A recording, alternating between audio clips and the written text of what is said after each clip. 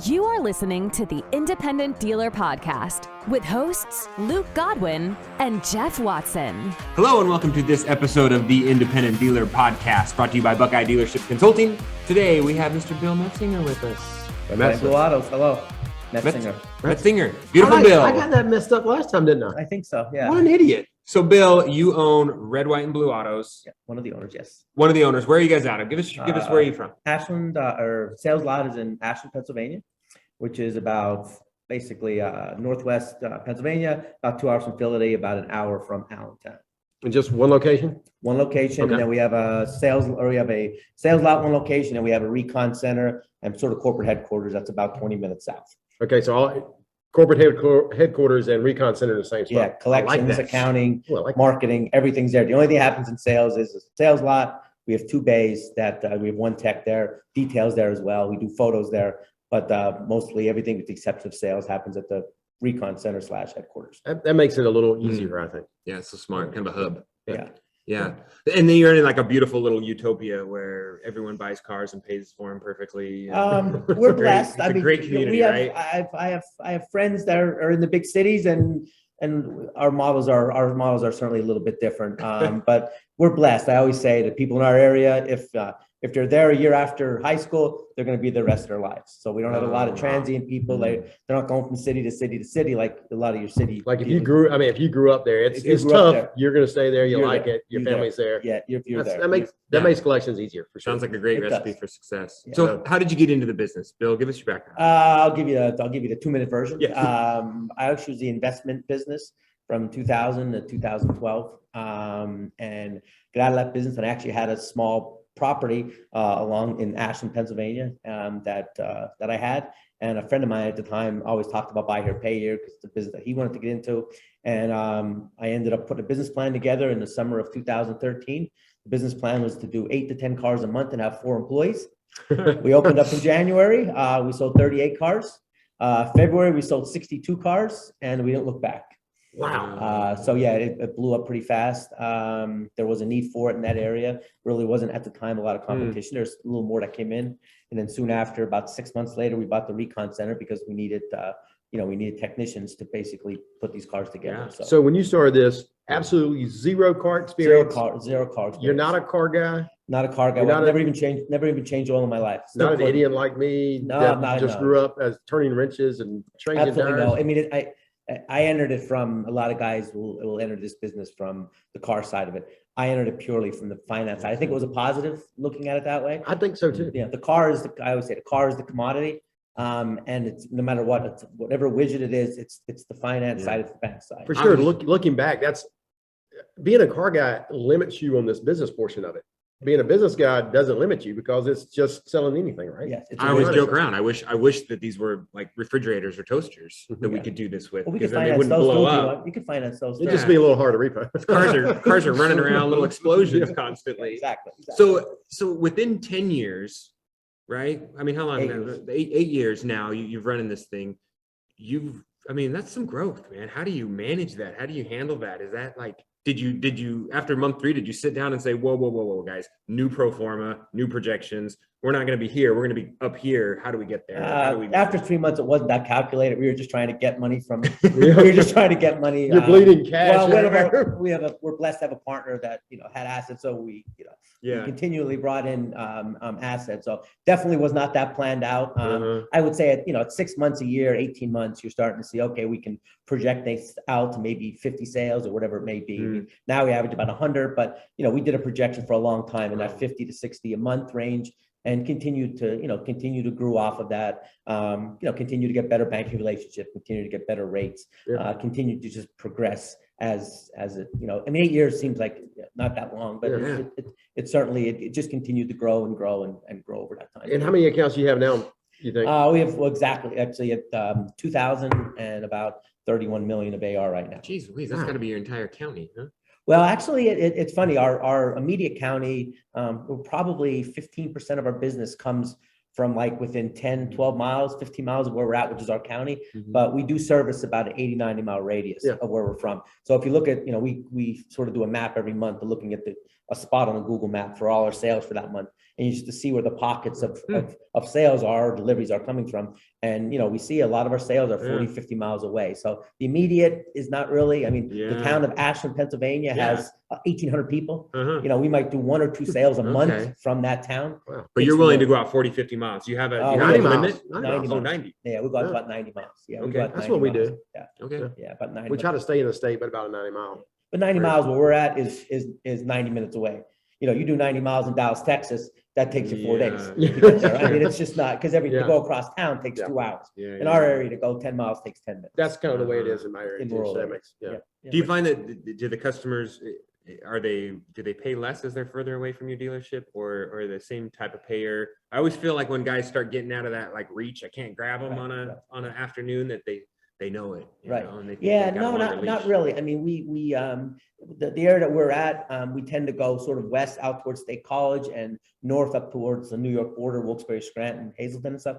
And I think it's a lot of the same demographic and the same type of people that, again, you're there after high school, you're there forever kind of thing. We're still pretty far away from major cities, but really not. We underwrite the same, whether they're 80 miles from us or, 8 miles away from us. So that's a very interesting thing to bring up, because I typically grade, the further they go out, they get less points. Okay. Right. But you're saying you don't do that. I know we had that model and we just looked at it as if, we looked at it as the same. Okay. Because the reality is everyone has a Jeep. We use Zitteron, and, GPS, payment reminder and shut off. So whether we're buzzing a car that's 80 miles away or 8 miles away, it's really not a big deal. So let's bring up something else that happens with that distance relationship, we'll call it, is getting the car's warranty work done and not being in your shop.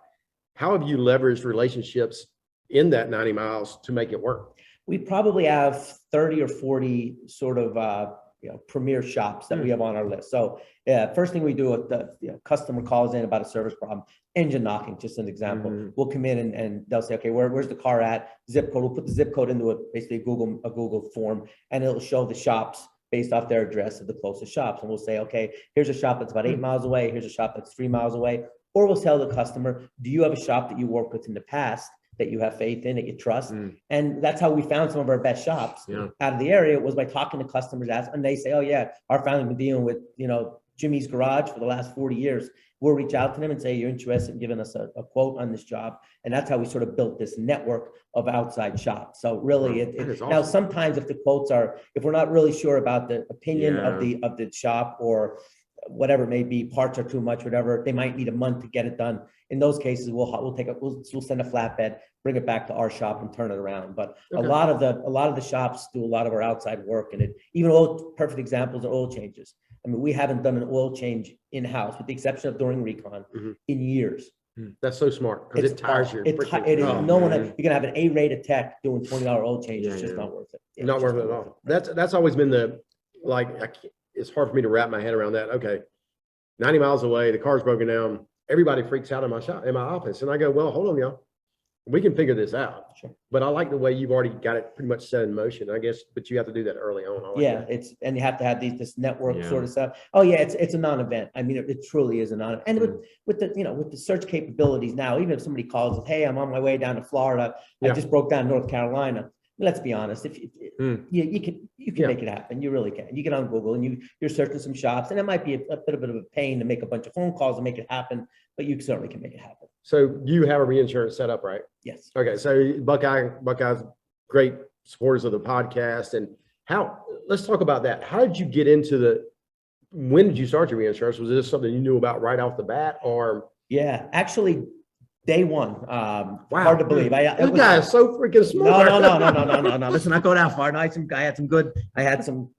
hired consultants. I hired Chuck and David. And we brought them on before we even started business. So interesting. Yeah. Because he did it the right way. He started a business. Yes. He wasn't just a grease monkey trying to sling cars and tote the nose. Exactly. He started a we actually business. talked to people who knew what they were talking insane. about. Yeah, it's interesting. What a concept, right? So crazy. But no, we came in and we started from day one. We're different company we're with now, but we started from day one with it, setting up the reinsurance. It started off with basically debt cancellation back in the day and a warranty. And then over time, we added some other products like CPI and GAP as the years went by.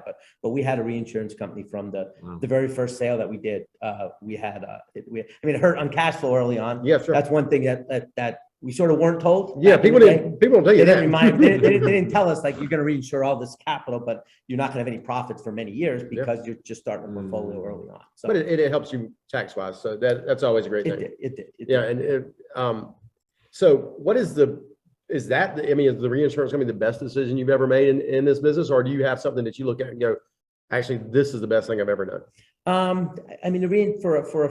For a looking at your future kind of thing, a financial future, I can certainly look at it as the best thing certainly the best thing we did. As far as financially goes, does anything else? No. But as far as it matters a lot. But as far as the business aspect of it, I think trying, not to shameless plug here for us, just trying to sell the best car that we can and offer complete transparency to our customer from day one. We always believed that. We didn't want to, we don't want to be the snake oil salesman. We just wanted to put it out there. Here's the deal. We never wanted to hard sell. Never. So to putting out a good product, trying to be as honest as we possibly can about it. It's a difficult industry sometimes, but to be supportive in the public, to sell a good vehicle, to be transparent. To adopt that model day one. Like I always say, I will not sell a car unless it's a vehicle that I will hand the keys to my wife and kids to drive across country.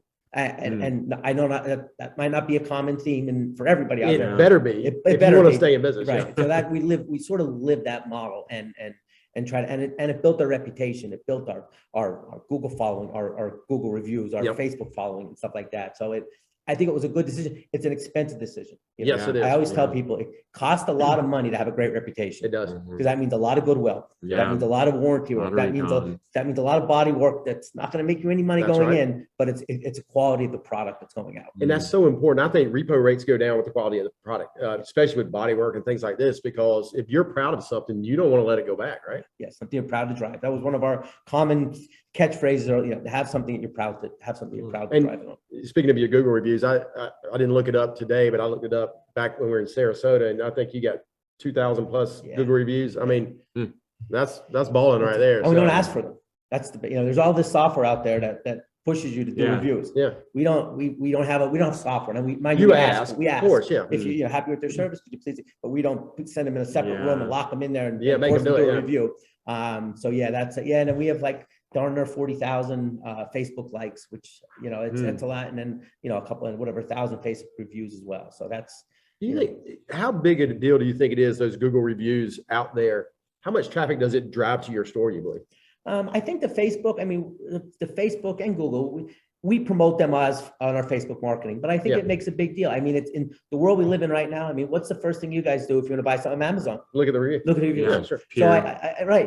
So you're seeing that, and you're reading the same. You're reading the same review over. Sure, 1 out of 50, it's going to be somebody that you might have repoed, and then they don't like you anymore, or whatever it may be. But when 99 or 49 out of 50 are quality, it's definitely positive. Yeah, I mean I think that sells cars. Yeah. So Bill, let me ask you this then. On the flip side of that, are there one or two things you could look back on and you'd say, man, maybe I chased the wrong ball here. Maybe I had my eyes off the prize, or maybe we went down this road too long and it was really not profitable or a bad idea. Any of those things stick out to you that you tell dealers? Nothing drastic. I think there was a time a few years ago I thought about, let's get a larger group of maybe some lower price vehicles and maybe not do sort of having second thoughts about the body work side and stuff like that, because you still have a lot of people that are great people. They don't have that income, but they need the $8,000 car. Yeah. They can't get the $14,000 car. And then we did try that with, sort of back end payments at the end to try to make the payment work. Yeah. But but no, knock on wood, and I'm truly knocking on wood. We didn't really have that blow up or that thing we look back on and say, what the heck were we thinking? That's funny when you talk about that trying that lower end, because people have been telling me for years, well, you're missing a whole segment, but I'm like, but that's not what I want to be. Right. There is a buy here, pay here down the store. That is that. Yeah. But now, and there's a lot of money to be had. There's a lot of money to be made. I'm not dissing that product. It's not what I am. Right. And you got to know what you are to be successful at it, I think, right? And a lot of it is, I mean, as far as making the blow up mistake, I mean, and everybody could do, I could have one next week, but I think it helped having the right consultants. I think it helped tremendously to have a 20 group that every 4 months you go in and you're sharing this. And then I have 3 or 4 of my best friends are car dealers since getting into this business. You know, the Chad Randash and the Mark Jones of the world I consider them best friends, and we text daily. You know, Matt King, a lot of these guys are very close, and we're sharing this stuff on a daily basis. So, you know, they bring in their experience along with our 8 years of experience, and I think it just keeps you from making that, you know, that big mistake. Yeah, I can't agree with that more. How long have you been in a 20 group? I started, my first meeting was the summer after we opened up, and great. it was in San Francisco, and I sat beside Chad Randash, and I talked to him every day since. You know, that's so crazy. I mean, we've been in business. This is our 36th year, one of the two, 36. Anyway, but I didn't get in 20 group until my dad was never in one, and he came from a franchise, but I didn't get into it like 7, 8 years ago. And the leap that I have seen from, you know, then until now is just tremendous. If I'd have been in this thing since the beginning, who knows? It's a humbling experience, especially new people joining. And you see new people coming in, even experienced guys that were 10, 15 years in the business. They walk into a 20 group meeting and they think, oh, we're the big shot of the town. And they come into a 20 group and they leave. We all left humbled. That first meeting or two, so it's a humbling experience when you have your peers that are really on it. You don't know as much when you walk into a room with people bigger than you, you know, or not, and some smaller. I mean, just great operators. I know guys that sell 15, 20 cars a month. It's like, boy, these are just tremendous operators and very profitable and stuff like that. So something always, and I know this is weird, but you probably get it. Coming from a place where it never snows, and place where you were at probably snows a lot. How do y'all deal with operating a business when you can't go anywhere? It's too cold to do anything. What's that like? I mean, it's certainly an expensive day whenever it snows, because basically all your techs, instead of turning wrenches, you're paying guys $25, $30 an hour to shovel snow or to clean off cars. And you have to clean off cars, you know, 2 or 3 days a week, you know. But it's 3 months a year. I mean, we know it's weird. Every time you get that 3 or 4 inches, you know, the next day or 2 days after, you're going to check the accident slack, and it's going to be 3 or 4 wrecks from snow. I mean, you just know it going in, and it's just that'll hit your CPI a little bit, won't it? It hit the CPI a little bit. But on the flip side is, you guys, you know, guys in Arizona probably have a lot more cars overheating.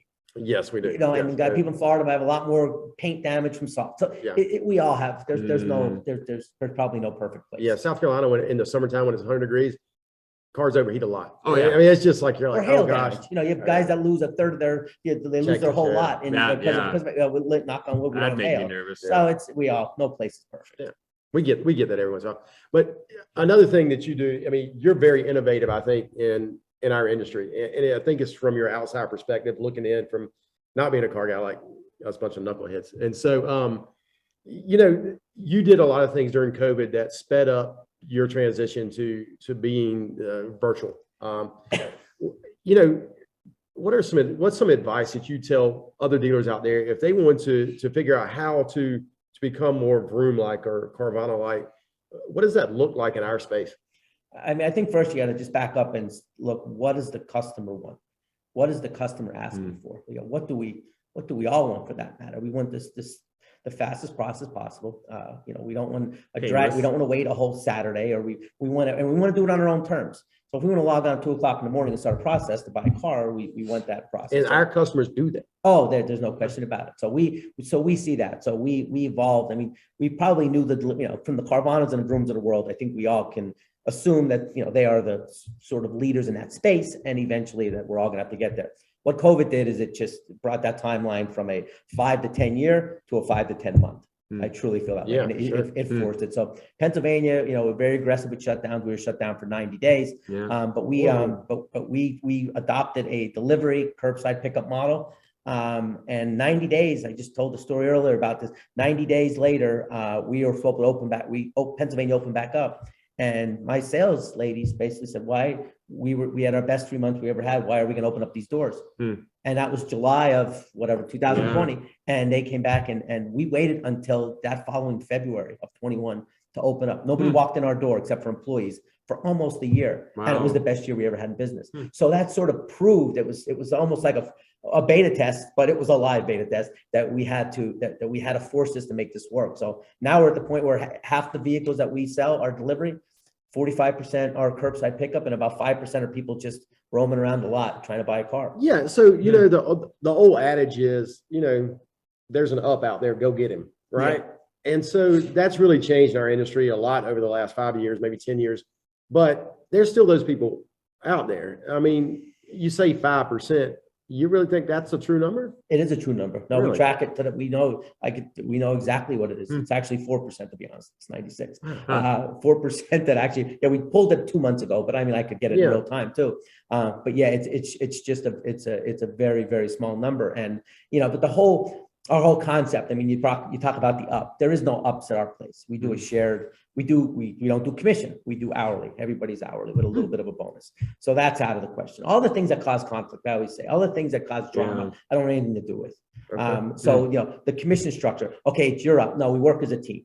Automotive can auto-wrap their CRM, and they're seeing it. So anybody can work a lead. Everybody's working. BD, sales staff, they're all working as a team to get the vehicle either delivered or curbside pickup. And they have an hourly rate to do that particular task. So if a customer is out there as a real up, do you send them a virtual application and all that? Is that how that works? So if they show up on the lot, I mean, we're anti-hard. We're probably the least hard sales car dealership in America, to the point that if somebody's walking our lot, they can literally be out there for an hour walking around and no one will go out.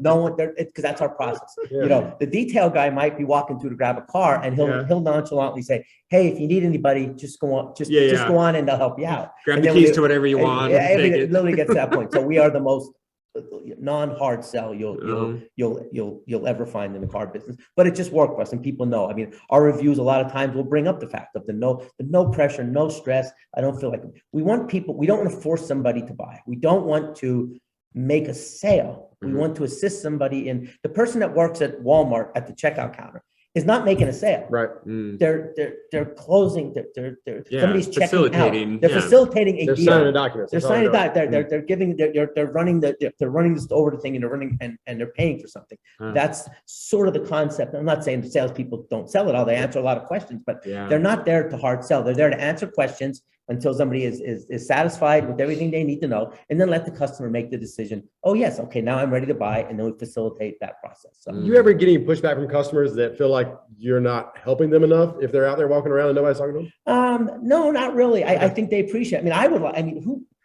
Seriously, you go into a clothes store. I stopped at Hugo Boss the other day to look for some. And as soon as I walk in the door, I have a guy that just attacks me. The odds of me, and I always say, like I said to my wife, I would have bought a couple of shirts, but this guy's breathing down my neck when I walk in. So what do I end up doing? You make a quick lap because this guy's following you around. And you bail out. And you bail. So I don't understand how corporate America didn't sort of figure that out yet. Well, Amazon did, I guess. I mean, Amazon did. Yeah, those big. Yeah, that's why they're the biggest company. Apple figured it out. Yeah. Did Apple ever sell you a phone? No, absolutely not. Absolutely not. Yeah. They have some really nice commercials, and I watch commercials like, oh, I want that. You go in, you bought a phone. You need that. There's no those Apple people are not trained. They're not trained in sales. Yeah. They're trained in how to assist customer service, answer your questions, educate you. And that's really what our salespeople are, especially because we're selling financing. We're selling a program, a great car, reasonable financing that gets you to work and gets your kids to school and all that. That's what we're selling. So if they really want it, they're going to come to us.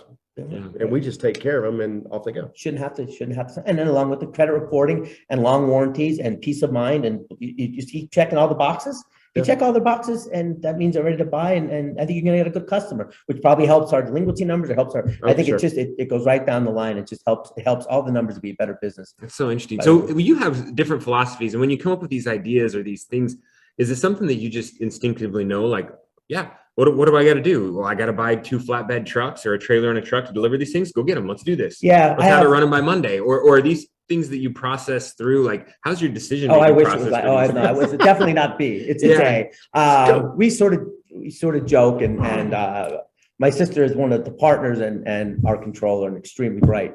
But she always jokes with, here we go, ready, aim, fire. Yeah. You know what I mean? No, fire. What's it? No, Yeah, fire, aim. I'm sorry, I don't even know that part. It's the complete opposite of what you're supposed to do. But fire, aim, ready. I sort of gather all the information quickly. and make a decision. And that's so and smart. But seriously, I mean, how much? Okay, you look about the delivery process. Sure. You got to spend $75,000 on a truck and $5,000 on a trailer, and you put up some Facebook posts around it. What's the downside? Yeah. The downside is, okay, it doesn't work, and I have to sell the truck yeah. for 70. Yeah. And I keep the trailer for personal use. Everyone's so scared that they're going to to do something, and it's going to well, what's it going to do? Oh, yeah, you might spend a couple days or weeks training on some new process. Right. But you're going to know. I have analysis paralysis at times. And then Definitely. sometimes I just go.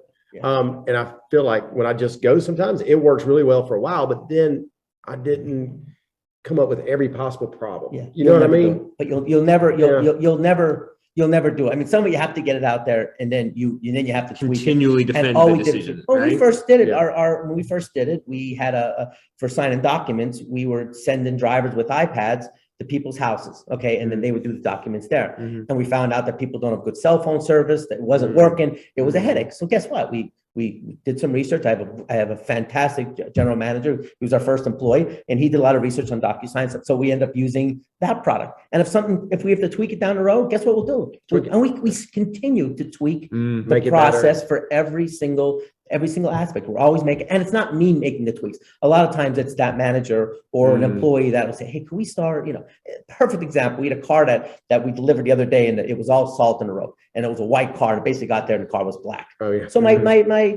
sales manager said, hey, I'm going to get on the website and find some sort of shields for the front of our trailers so they don't get so bad. Oh, yeah. And I'm also going to make a policy to tell the drivers that if they're ever that bad, to run the car through a car wash before it gets delivered. Yeah. Okay, so that was 2 tweaks.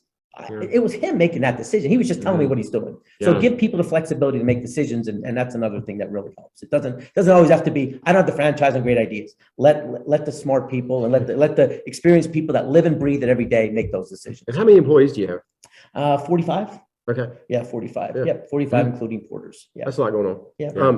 You ever envision the buy here, pay here industry, or you, because I think you're so far ahead on this, just having a warehouse? Yeah. No lot. Yeah.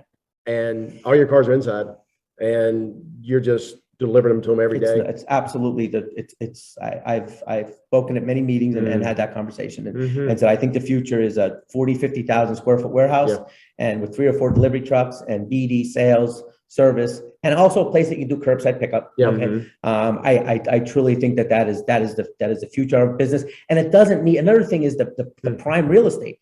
On that topic, the prime real estate is going to be these $10 million facilities that sit on 8 acres on a busy highway. Yeah. You don't need them, because I tell people that come to do curbside pickup, we joke, the salespeople say, were you ever in Ashland, Pennsylvania? Oh, first time ever here. Yeah. So what would it matter if we were 3 miles down the road in an industrial park? Right. Because they're just going to put the address wherever you they're are. putting the address in the nav, and they're going to pull at the front door. They're not coming because they see our light up sign. They're not coming because, we're going to drive by. Again, years ago, even a couple years ago, that might have been the model. Yeah. The model of the future is if it's going to be delivering curbside pickup, it's going to be in big open areas. And one other thing it does, even if you have a hot customer, they're not around all the other customers. So you can calm the situation down a lot quicker and get it resolved a lot faster. Yeah. I mean, the process, I mean, I say it a lot. The last 6 times I was at my dealership, and I'll pop into the sales lot for an hour or two here and there. The last 6 times I was there, the last 2 weeks, there wasn't a single customer in the lot, in the showroom. Yeah. And that would concern a lot of Yeah, people. you're like, what's going on Oh here? my God, there's no one here. Yeah. But I have 3 sales ladies on the phone. And it's a hopping place. There's no customers. But then at the end of the day, I'll look at the recap. We sold 5 cars. Wow. We had 3 deliveries and 2 curbside pickups. But if a curbside pickup is anywhere from 8 to 12 minutes that it takes, the odds of me seeing that 2 customers a day to do curbside pickups, it's 1 in 20 that I have a chance to actually see a customer lot. So it's a whole, it's just it's definitely a different model. We got a lot to learn. Yeah. And Bill can help us learn. Yeah. And we're here at DPG. Yeah. And we're Phoenix now. Phoenix, Yeah. Awesome concept. You're enjoying yourself right now? I'm having a great time. You guys are doing a good job yourself. This is Thank great you. for the independent dealer. It's a big thing. We need it. And I really appreciate what you guys are doing. And I appreciate what Buckeye's doing as well. You guys have a lot of great stuff coming down the road, and they having all of us here together. You and I have never been in a 20 group, so I would really never get a chance to talk to you like this. And there's some really big guys. You being one of them here that I would never get to see. And I can sit and go ask them a question and sit with them, and they're going to talk to me. Yeah. This is This is innovative. Yeah, I love the concept. I hope that in the future it's something like this, which I think it's going to be once a year, and then a couple of 20 group meetings. Yeah. But this is to have everybody. I mean, I was in 320 groups over the years, and to see my previous members that I considered close friends, and especially my first group that was sort of a beginner, a starter group that was smaller dealers. Yeah. And to look back and sit at dinner and thank those gentlemen for what they taught me that first year, 2 or 3, and how it helped evolve the business. I mean, it's priceless. Yeah, I agree. Yeah. Cool. Bill, thank you for your time. I appreciate it. Thank you We very really, much, guys. really appreciate it. Thank you. Appreciate it. Thank you so much, guys. Dealers helping dealers. Please leave us a review and subscribe. The Independent Dealer Podcast.